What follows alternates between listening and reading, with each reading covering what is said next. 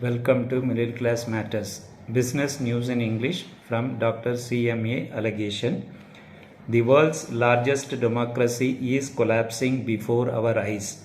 Narendra PM's war on India's democracy explained.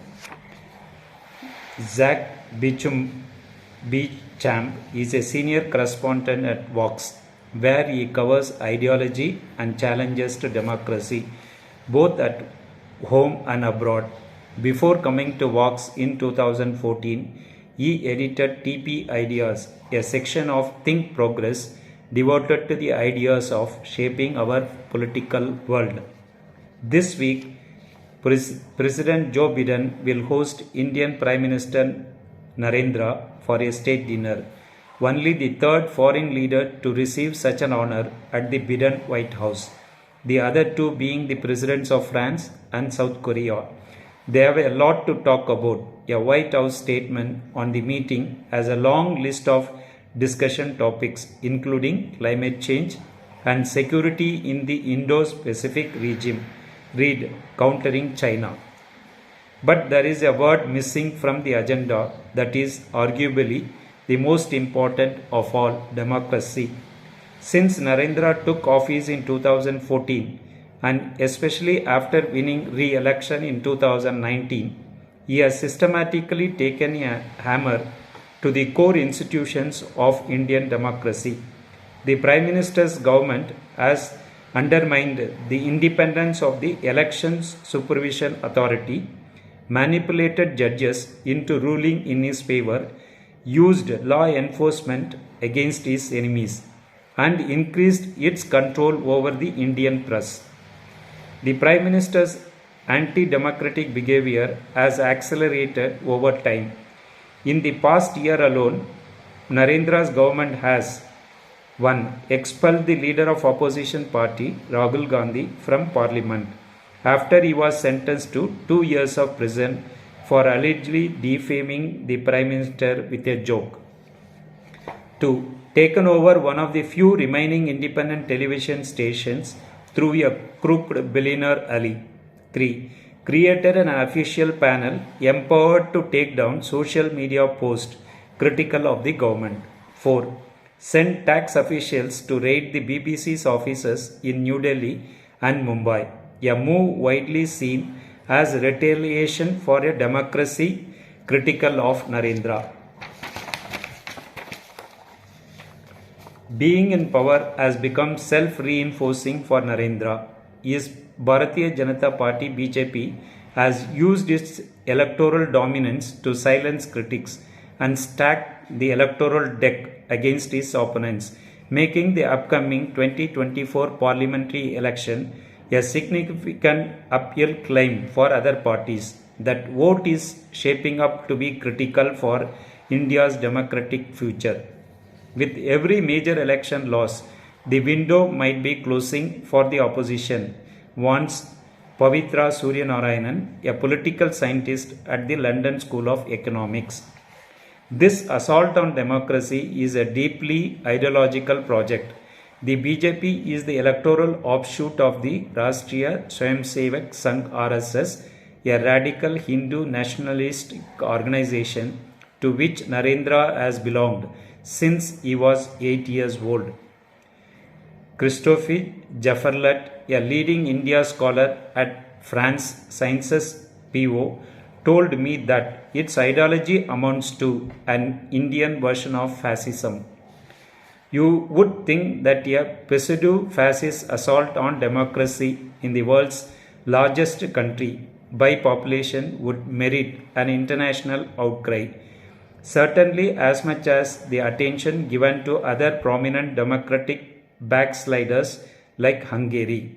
But perhaps because of India's geopolitical significance, criticism from the world's leading democracies has been largely muted, left off the agenda as Washington and its Pacific allies court New Delhi in their effort to balance a rising China. There has been a conscious policy decision to downplay Indian democratic backsliding because it's awkward, says Sadanand Dumhe, a senior fellow at the center-right American Enterprise Institute. We need India as a potential bulwark against China. And the Indians have been very skillful in exploiting the tendency in Washington toward tunnel vision. In 2005, Narendra was banned from traveling to the United States on allegations of complicity in an anti-Muslim program. Now he is the White House guest of honor, while at his direction, a country poised to be one of the greatest powers of the 21st century slides towards tyranny. The ideological roots of India's democratic decline. To understand the current crisis of Indian democracy, you need to understand the BJP's roots in the RSS, an organization that in many ways functioned as an opposing force to Gandhi's pro-independence Indian National Congress. Unlike the Congress, which believed in secular liberal democracy, the RSS advocated for a future Indian nation defined in purely ethno-religious terms, a Hindu Rashtra, Hindu nation. Its ideology, called Hinduvata, held that post-colonial India should be a country ruled by and for Hindus. In 1939, RSS leader M.S. Golwalkar published a book titled We, or Our Nationhood Defined, that codified this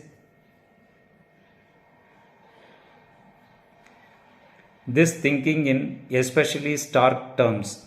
The foreign races in Hindustan must lose their separate existence to merge in the Hindu race, or may stay in the country wholly subordinated to the Hindu nation, claiming nothing, deserving no privileges, far less any preferential treatment, not even citizens' rights, he argued.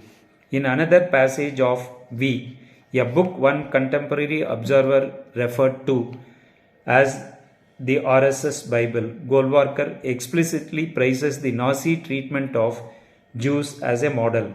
Germany has also shown how well nigh impossible it is for races and cultures having differences going to the root to be assimilated into one united whole, a good lesson for us in Hindustan to learn and profit by, he writes. Such ideas were marginal in post-independence India. The country's 1949 constitution was written on secular egalitarian lines, declaring that the state shall not discriminate against any citizen on grounds only of religion, race, caste, sex, place of birth, or any of them. The RSS, meanwhile, had mostly managed to discredit its political vision. In 1948, an RSS devotee named Nathuram Godse assassinated Mahatma Gandhi, a killing that Godse himself credited to his Hindu nationalist ideology. The Indian government subsequently banned the RSS for a year.